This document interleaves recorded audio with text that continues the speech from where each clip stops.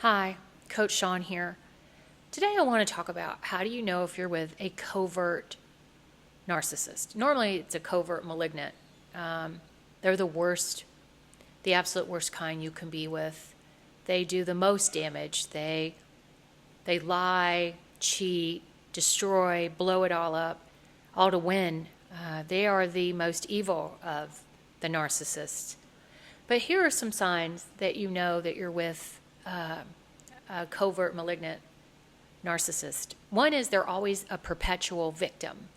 You know, they'll cause all the destruction. They'll manipulate and lie and cheat and gaslight and abuse you in every mental, physical, emotional way, undermine you with your children.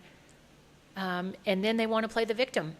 You know, oh, this divorce was so hard on me, or, you know, you drove me to cheating on you. Don't make the same mistakes in your next relationship. Like, they're just so hurt. And after everything I've done for you, I put you on a pedestal. I mean, you know, the victimhood is it's really hard to wrap your head around, because you're watching them hurt you and hurt their kids and their family, and you're watching them make these horrible choices, and then they want to play victim. It doesn't make any sense, you know, and they so weaponize the guilt. You know, after everything I've done for you, you're responsible for their emotions. You know, well, I never would have done that if you had whatever. You know, that happened because you did. They never take responsibility for anything ever. It's always somebody else's fault.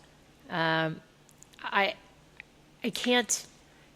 can't wrap my head around these people. They cause chaos constantly, and they don't take responsibility for anything. It's always somebody else's fault.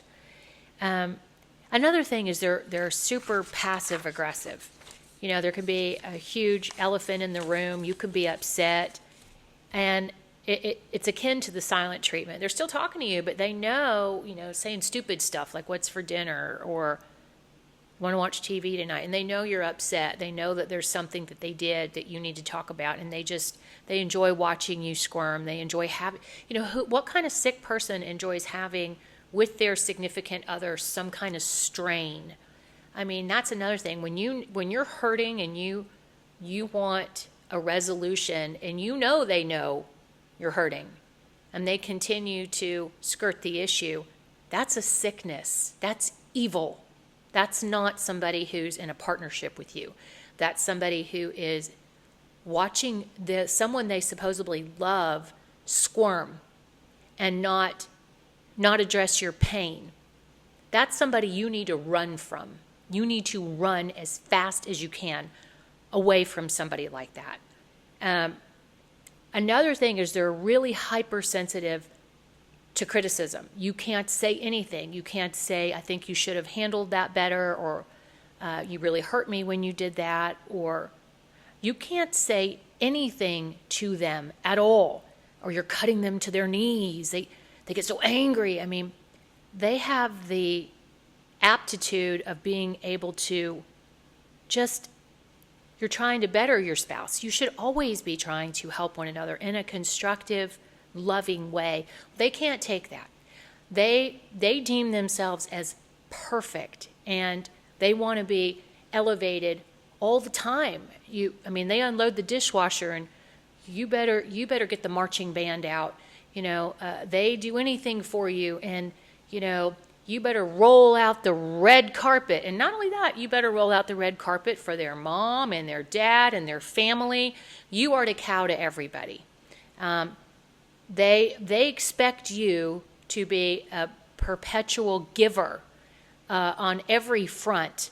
Drop everything you're doing, and they want you to treat them in such a way that is so unbelievably denying of you and who you are, that you lose yourself. That's part of why you lose yourself in these types of relationships, because you have to put yourself last. You got to put the kids first. You got to put the house first. You got to put them first. You got to put the meals first. You got laundry, dishes. I mean, you're constantly especially as a female. If you're a man, you're working, working, working. She's spending, spending, spending. She's probably going on her girls' weekends, and you're doing double duty if you're a guy. Typically, you're coming home and taking care of the kids, and you're working, because she's not going to do that.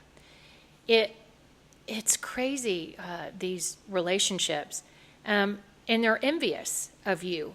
They're never proud of you or happy for you when things are going good for you, or they're envious.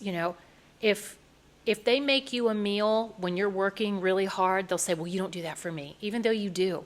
Nothing is done out of kindness. If they make a meal, if they take your car to get it fixed, whatever, they have to throw it in your face.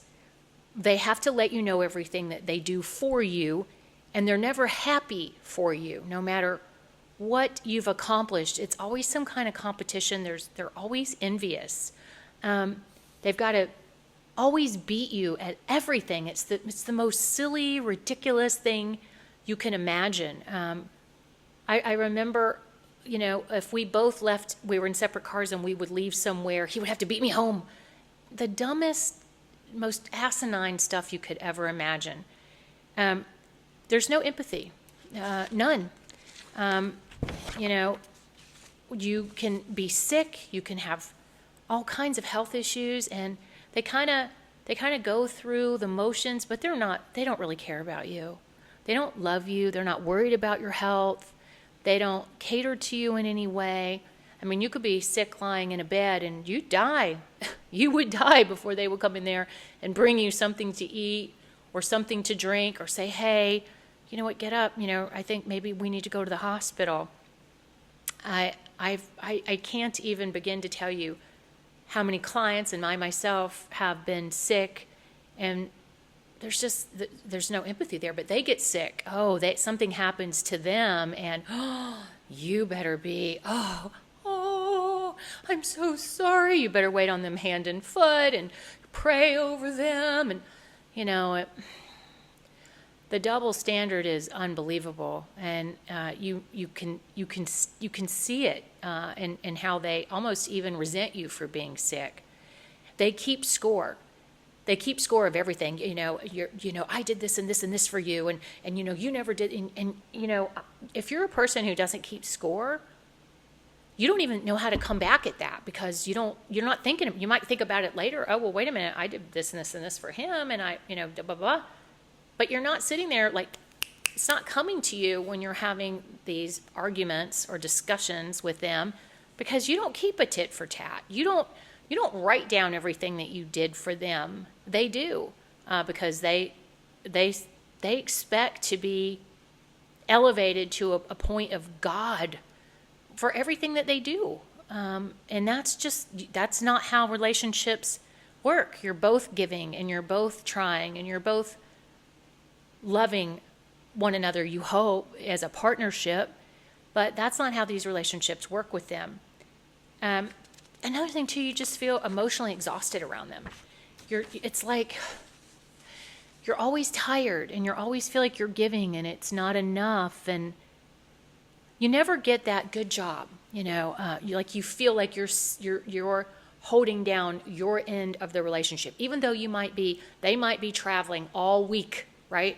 And you're taking care of the kids and running carpool and making meals and doing dishes and doing laundry, and they've been gone all week. They've only had to worry about themselves. They go out to dinner, sit at the bar, have a drink, go to bars, cheating. And then they come home, and you don't meet them at the door with a glass of wine? How could you not? Have a meal waiting? Be ready to have intimacy? Yeah, that's what they expect. And it gets emotionally exhausting to try to please someone like that, because no matter what you do, you will never please them, ever. It will never be enough. The grass is always greener, and they're going to find some reason to dislike you, hate you even. Their image and their reality doesn't match. They want to be seen as a great person by everybody, but secretly they're cheap. They don't really care about people.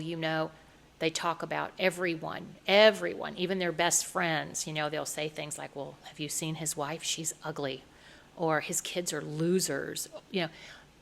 and this is their friend. And you're like, they don't talk well about anybody. And so you know that the image and what they're projecting is not true. I mean, I can remember, I'm going to fire him. I'm going to get him fired, I'm like, doesn't he have a family?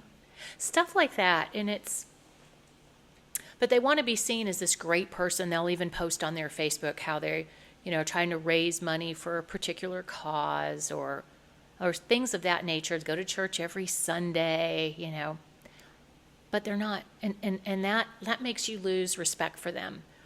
And it makes you just look at them and think, who is this person? Because this is not the person that they're pretending to be. And that's really hard. But these types of narcissists are not about love. They're about competition. They're about control. They do not care about you at all. They only care about themselves. If you've ever noticed, they'll take great care of themselves. They will go get every test ran. They'll make sure they're getting their blood work. They'll make sure they're going to the doctor. But they don't care about you. They're not asking you whether or not you're taking care of yourself. They're going to the gym. And if they say anything about you, it's criticism. Well, are you going to go to the gym today? Not, hi, honey, I want you to take care of yourself. Did you take your medicine today, or did you? It's always, I'm better than you. Well, why don't you go to church? Why don't you do this? Why don't you do that? It's always a competition, and it's always putting you down. They undermine you with your kids. You're always the bad parent.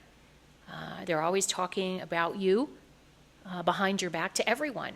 The smear campaign, their family, friends, everyone and anyone that they can disparage you to, they will. And they lie to everyone. They lie on job applications. They lie on their LinkedIn. They lie about their credentials. They lie to employers. They lie to their children. They lie. They get laid off and they say, or they get fired for cause, and they say, the whole team got laid off. Yeah, you find out later that they were fired. Things of that nature. So covert malignants are an every word, everything that comes out of their mouth is not true. Their entire image is a facade. Do they love you? Absolutely not. Will they undermine you? 100%. Do they have empathy for you? No. When you're hurting, do they want to resolve your pain? No, they don't care. They actually enjoy your pain. And that is how you know you're with a covert malignant. All I can say is, if you're with one, I'm so sorry. I know how hard it is to stay, and I know how hard it is to leave. There is no easy answer. So, until next time, Coach Shawn.